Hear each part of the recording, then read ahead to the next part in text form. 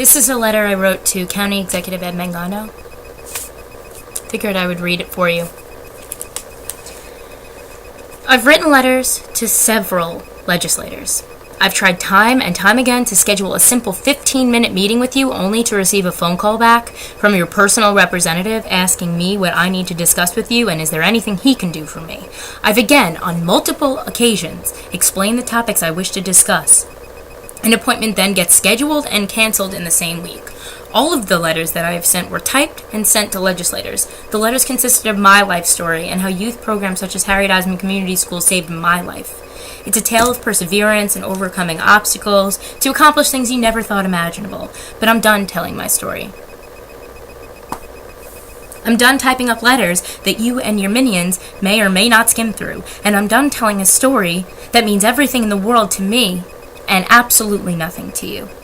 I've showed up to many town hall-like meetings that you've spoken at, the most recent in my hometown Oceanside, and I've sat respectfully and listened intently to everything that you've had to say. But funny enough, I can't say the same for you. Yes, it's 4 pages. Sorry. You were standing 10 feet in front of me and I wasn't allowed to say a word. A sweet and generous, oh God, he's so intelligent, the senior citizen, I know him very, very well, was reprimanded while trying to speak to you directly, and he had every right in the world to stand up and ask you any question that he had. He was nothing but respectful when you stood up there, force-feeding us garbage about what's most important to you. Promoting tourism and rebuilding the hub because sports entertainment and filming Hollywood movies in Nassau County is more important than education for misguided youth or youth in unfortunate situations or programs that help people with drug and alcohol dependencies, etc., so on and so forth. You were elected by people like him, and these people put you in this position to speak on their behalf. And even when they're a foot away, you refuse to listen. They're ignored and belittled by someone that they're supposed to be able to count on and have faith in. So like I said in the beginning, I'm done telling you my story. It's time you paid attention to someone else's. Although you were not at the meeting/press conference where, people from all over Nassau County, all over, came out to show their support for, their nonprofit organizations that changed their lives. And it was the most powerful and inspiring thing I've ever seen, and although the defunding no longer affects me because I graduated from high school in 2008, this affects thousands of children just like me that will now be unable to take advantage of the amazing opportunities that I received.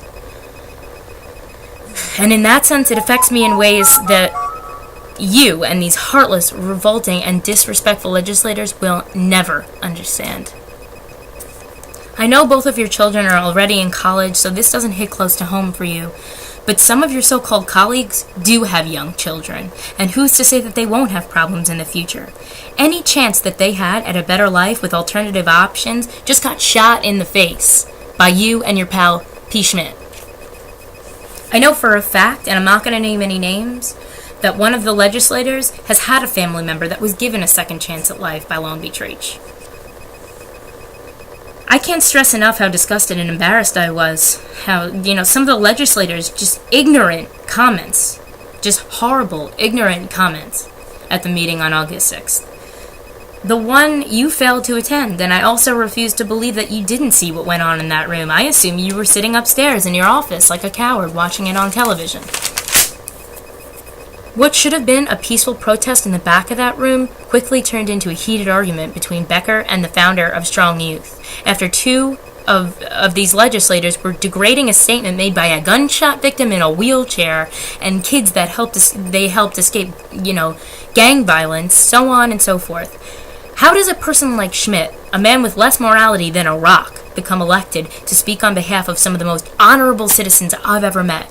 I hope you and everyone that you're affiliated with is aware that we're not as uninformed as you may think. Simply put, we were all there to share our stories, and we were all there because we have faith and hope in what these programs strive to accomplish. And again, we sat there patiently to be put down and ignored. Mr. Mangano, I am 22 years old. Okay? I will fight till my last breath to get justice for those who have earned it, and I will run for a chair if that's what it takes. If you've ever heard of the famous quote, "Injustice anywhere is a threat to justice everywhere," then you know what I'm fighting for. I know the difference between right and wrong. That's something I can't say about you and our county legislators.